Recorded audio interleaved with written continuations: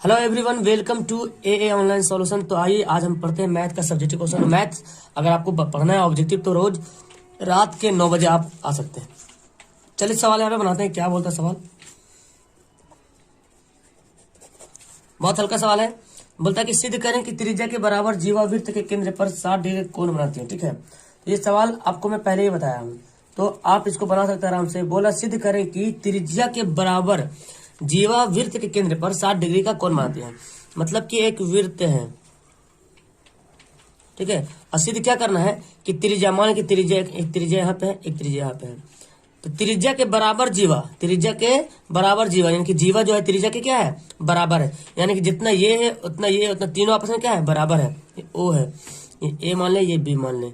तो बोलता है कि ये जो जीवा बराबर है, तो सिद्ध करें कि ये कोण मतलब यहाँ पे 60 डिग्री का, यहाँ पे जो ना 60 डिग्री का कोण बनाती है, ये सिद्ध करना है। चलिए, तो यहाँ पे क्या करते हैं, मान यहाँ पे दिया हुआ क्या है, दिया हुआ है कि त्रिज्या जीवा के क्या है, बराबर है। ठीक है, दिया है कि त्रिज्या जीवा के बराबर है। अर्थात हम जो फिगर बनाए उसे क्या पता चल रहा, उससे पता ये चल रहा कि एओ या ओए बराबर ओ बी, और ये किसके बराबर है, ए बी के बराबर है। ओए बराबर ओ बी बराबर ए बी, यानी कि तीनों आपस में क्या है, चूंकि ये ओए और ओ बी क्या है, त्रिज्या है, और ए बी क्या है, जीवा है। यहाँ हम लिखते हैं पूरे डिटेल से, यहाँ ओए तथा ओ बी है ना त्रिज्या है तथा ए बी जीवा है। लिख लिया हमें, पूरा डिटेल्स बता दिया। तो सिद्ध क्या करना है, तो सिद्ध करना है कि क्या सिद्ध करना है कि केंद्र पर 60 डिग्री का कोण बनाती है, यानी कि कोण ए ओ बी है ना, केंद्र कोण ए ओ बी बराबर 60 डिग्री, यही हमको सिद्ध करना है। चलिए, तो यहाँ पे तो पहली बात तो यहाँ पे दिया हुआ है, चूंकि यहाँ पे लिखते हैं परमाण, यहाँ पे करके लिखते हैं ऐसे, यहाँ पे लिखते हैं परमाण में, चूंकि यहाँ पे क्या दिया हुआ है कि ओ ए बराबर ओ बी बराबर ए बी, दोनों त्रिज्या जीवा आपस में क्या है, बराबर है। हम जानते हैं क्या, तो यहाँ पे लिख देंगे, यहाँ त्रिभुज क्या बनेगा, ए ओ बी, त्रिभुज ए ओ बी की तीनों भुजाएं बराबर है, तीनों भुजा बराबर है। तो अतः यह कौन सा त्रिभुज होगा, समबाहु त्रिभुज है। कौन सा त्रिभुज है, समबाहु त्रिभुज है। जिस त्रिभुज की तीनों भुजाएं बराबर होती है उसको क्या बोल रहे हैं, समबाहु त्रिभुज बोलेंगे। तथा हम जानते हैं कि, क्या जानते हैं कि समबाहु त्रिभुज की भुजा, समबाहु त्रिभुज के प्रत्येक कोण कितना होता है, समबाहु त्रिभुज का प्रत्येक कोण 60 डिग्री का होता है। कितना कोण होता है, 60 डिग्री का होता है। तो हम ये जान गए हैं कि समबाहु त्रिभुज के प्रत्येक कोण कितना डिग्री, क्योंकि जब तीनों भुजा बराबर होते हैं, समबाहु मतलब तीनों भुजा बराबर, और जब तीनों भुजा बराबर, हम क्या जानते हैं कि समबाहु त्रिभुज तीनों भुजाएं, समबाहु त्रिभुज के तीनों कोण कितना होता है, 60 डिग्री होता है। तो जहां पे हम लिख दिया, हम जानते हैं कि समबाहु त्रिभुज के प्रत्येक कोण कितना होता है, 60 डिग्री होता है। अर्थात हम इसलिए लिखते हैं, इसलिए कोण ए ओ बी बराबर 60 डिग्री। ये तो करने के लिए बोल रहा है, इसमें कुछ करना नहीं, बस आपको सिर्फ जो लिखना है। समझ में आया? तो ये 2 नंबर वाला सवाल आपको एग्जाम में देखने को मिलता है। चलिए देखिए, इस सवाल को बनाते हैं। बोलता क्या, उस वृत्त के उस कर्ण चाप की लंबाई ज्ञात करें जो 6 सेंटीमीटर त्रिज्या के वृत्त के केंद्र से 4 सेंटीमीटर की दूरी पर है। वृत्त के उस कर्ण चाप, तो यह पहले एक वृत्त बनाते हैं ऐसे, ठीक है। वृत्त के उस कर्ण चाप की लंबाई निकालना, चाप बोले तो यहाँ पे, तो मैं एक चाप बना लेता हूँ। वृत्त के उस कर्ण चाप की लंबाई निकालना, इसकी लंबाई निकालना है जो 6 सेंटीमीटर त्रिज्या वाले वृत्त के केंद्र से 4 सेंटीमीटर की दूरी पर है, यानी कि केंद्र यहाँ पर है। और ये जो चाप है ना, ये चाप जो है ए बी मान लेता हूँ, जो ए बी चाप है ये केंद्र से 4 सेंटीमीटर, बोला केंद्र से 4 सेंटीमीटर की दूरी पर है। तो केंद्र यहाँ पे है, इससे 4 सेंटीमीटर की दूरी पर ए बी है, और त्रिज्या कितना है, 6। तो इस केंद्र से जहां भी खींच देंगे क्या बनेगा, त्रिज्या बन जाएगा। तो मैं यहाँ पे लेता हूँ तरीका से, ताकि तो ये 6 दिया हुआ है और ये 4 दिया हुआ है, ठीक है। ये 6 दिया हुआ, 4 दिया हुआ। अब बोलता कि ए बी की दूरी निकाले, तो आप देखिए यहाँ पे पाइथागोरस दिख रहा है, अगर आप इधर ऐसे किए तो इधर भी ऐसे कर सकते हैं। और दूसरी बात ये भी जानते हैं कि जो जहां पे अगर किसी चाप पर केंद्र से दूरी खींचे जाए तो चाप को आधा आधी बंटवारा कर देती है, ठीक है। तो ये दोनों मतलब जितना ये निकलेगा उतना ही ये निकलेगा, ठीक है। चलिए अब यहाँ पे लिखते हैं माना कि ओ केंद्र वाले वृत्त में क्या लिखते हैं, ओए त्रिज्या बराबर 6 तथा यहाँ पे कुछ वैल्यू मान लेते हैं हम, यहाँ पे कुछ मान लेते हैं, एम मानते हैं, ठीक है। तथा ओ एम बराबर 4। तो यहाँ पे हमको लिखना पड़ेगा ओ एम क्या है, ओ एम जो है ए बी पे क्या है, लंब है, ठीक है। यहाँ ओ एम लंब है ए बी पर। जब ओ एम ए बी पर लंब है तो हम क्या जानते हैं, अतः हम जब ये जो लंब हो गया, हम ये जानते हैं कि अगर किसी वृत्त के केंद्र से अगर जीरो पे लंब डाली जाती है तो ए एम और एम बी क्या होते हैं, आपस में बराबर हो जाते हैं। ए एम एम बी क्या होगा, बराबर होगा। अतः ए एम बराबर एम बी। आप यहाँ पे लिख सकते हैं कि हम जानते हैं कि त्रिज्या के केंद्र से डाला गया जीवा पर लंब दोनों को समद्विभाजित करते हैं, ऐसे भी लिख सकते हैं, ठीक है। और शॉर्ट में हम लिख सकते हैं ओ एम जो है ए बी पर लंब है तो ए एम बराबर एम बी हो जाएगा, इतना लिख दें। अब जब हम ये करते हैं तो एक देखो यहाँ पे एक ओ एम ए क्या बन रहा, ओ एम ए एक त्रिभुज बन रहा। ओ एम ए कैसा त्रिभुज बन रहा, समकोण त्रिभुज बन रहा। तो लिखते हैं यहाँ पे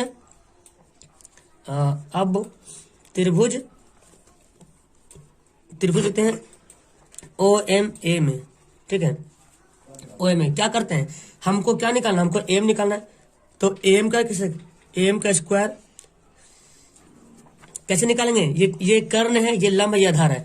तो आधार कैसे निकालेंगे, कर्ण के स्क्वायर में से लंब का स्क्वायर क्या करेंगे, घटा देंगे। तो ए ओ का स्क्वायर माइनस ओ एम का स्क्वायर, ठीक है। स्क्वायर हम डाल दिया तो उधर लिखने की जरूरत नहीं है। अच्छा एम तो हमारा निकालना ही है तो एम का स्क्वायर से रहने देते हैं। ए ओ का स्क्वायर कितना है, 6 का स्क्वायर माइनस 4 का स्क्वायर, तो कितना हो गया, 6 छक 36 4 चौक 16 हो जाएगा। तो यहाँ पे एम का स्क्वायर घट के कितना आ जाएगा, 6 में से 4 घटेगा 2 हो जाएगा, और 3 से घटेगा तो 2 आ जाएगा, 16 होगा, सॉरी, ठीक है। तब यहाँ पे आ जाएगा आपका कितना, 20 आ जाएगा। ओके, अब इस एम निकालेंगे तो एम बराबर क्या जाएगा, 20 का ओवर रूट। और इसको तोड़ने के लिए क्या करेंगे, आपको पता है इसको तोड़ सकते हैं 2√5 में लिख सकते हैं, 2√5, ठीक है। तो हमको पता चला एम जो है 2√5 है। तो अभी मैं यहाँ पे लिखा कि एम एम बी आपस में क्या है, बराबर है। तो हमको ये ए बी की लंबाई निकालना, जितना एम उतना ए बी है, इसलिए ए बी बराबर क्या लिखेंगे, a m plus m b है ना, दोनों आपस में क्या है, बराबर है। तो एम का वैल्यू 2√5 और जितना एम है उतना जो है एम बी के बराबर है, जितना एम है, क्योंकि ये दोनों आपस में क्या किया, बराबर है। तो इतना भी लिखेंगे 2√5, ऐसे लिख लो, हो गया 2√5। तो कितना हो गया, जोड़ो 2 4√5, क्या होगा 4√5 सेंटीमीटर हो गया, यही इसका आंसर होगा। क्लियर है। चलिए देखिए सवाल आपने, इस सवाल को मैं आपको रात को पढ़ाया था, संख्या की आप नहीं देखें तो देख लीजिएगा। तो बोल रहे थे सर समझ में नहीं आ रहा, इस सवाल को समझते हैं। 31 संख्याओं का माध्य 6 हो तथा प्रथम 16 संख्याओं का माध्य 58 है तो शेष संख्याओं का माध्य।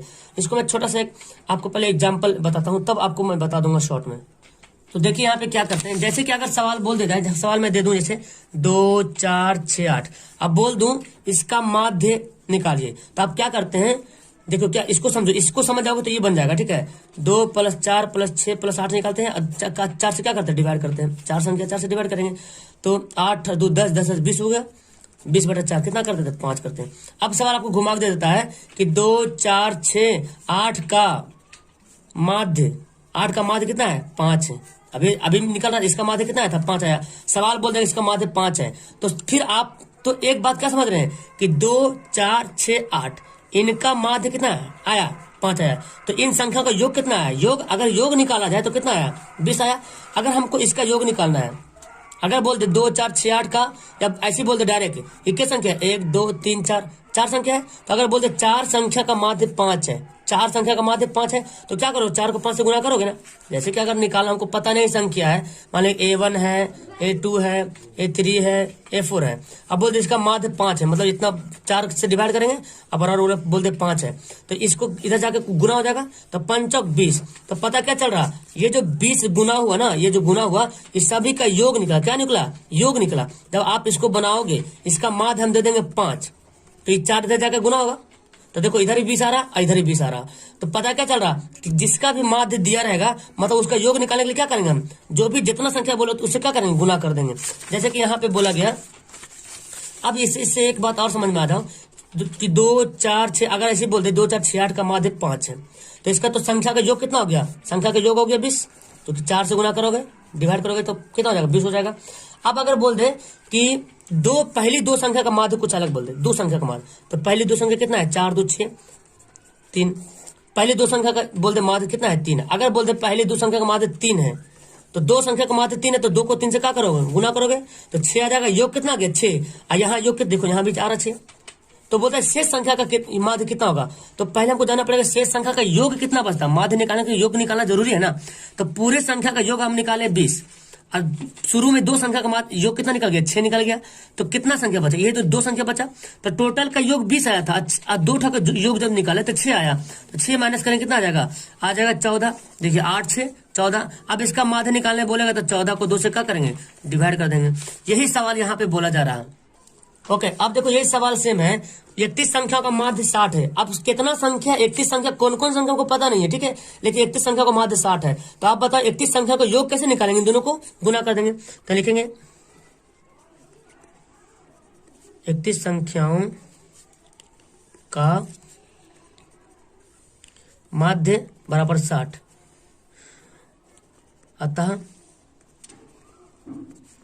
इसका योग कितना हो जाएगा, 60 गुना 31, गुना कर देंगे 6 कम 6 6 18, इतना योग आ गया, ठीक है। फिर बोलता है क्या कि प्रथम 16 संख्या का माध्य 58 है। 31 संख्या में से 16 का माध्य कितना बोल रहा, 58 है। यहाँ पे लिखते हैं तथा 16 संख्याओं का माध्य बराबर कितना दे रहा, 58 दे रहा, अतः इसका योग क्या हो जाएगा, कैसे निकालेंगे योग, 16 को 58 से क्या करेंगे, गुना कर देंगे। 16 को 58 से गुना कर देंगे। अब 16 को 58 से गुना कर देते हैं यहाँ पे फटाफट जल्दी से। 16 गुना 58 में कर लेता हूँ, 928 आता है, ठीक है, 928 आ गया, ठीक है। तो देखो 31 संख्या का योग निकाल लिया इतना, 16 संख्या का योग निकाल लिया इतना। तो अब इन दोनों को अगर योग घटा देते हैं तो 15 संख्या का योग हमको पता चल जाएगा, है ना। यही तो बोल रहा शेष संख्याओं का, शेष संख्या को माध्य, तो शेष संख्या को माध्य निकालने बोल रहेगा, तो शेष संख्या का योग पहले पता करेंगे तब ना। लेकिन अतः शेष संख्याओं का योग, तो शेष संख्या कितना बचेगा बोलो, शेष 15 लिखते हैं ना, क्योंकि 16 का तो निकल ही गया, 16 का 31 का तो टोटल दिया हुआ है, इसमें 16 का निकल गया, तो शेष कितना बचा, 15 बचेगा। शेष 15 संख्या का योग कितना निकलेगा, 1860 में से 928 क्या करेंगे, घटा देंगे। तो घटा देखिए 10 में से 8 घटेगा 2 हो जाएगा, ओके। और फिर यहाँ पे कितना, 5 में से 2 घटेगा तो 3 हो जाएगा। और यहाँ पे कितना बचा, यहाँ बचेगा, हाँ 18 में से 9 18 हो गया, 932 हो गया। चलिए, तो अब हमको इसका योग निकल गया। अब इसका माध्य कैसे निकालेंगे, अतः इसका माध्य बराबर, तो 932 है ना, 932 को ये जो 15 संख्या 15 से क्या कीजिएगा डिवाइड, क्योंकि 15 संख्या का माध्य निकाल तो 15 से क्या करेंगे, डिवाइड करेंगे।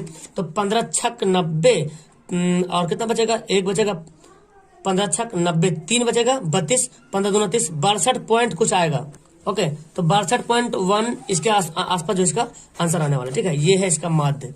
क्लियर है, 3 सवाल यहाँ पे क्लियर हो गया। चलिए सवाल पढ़ते आगे।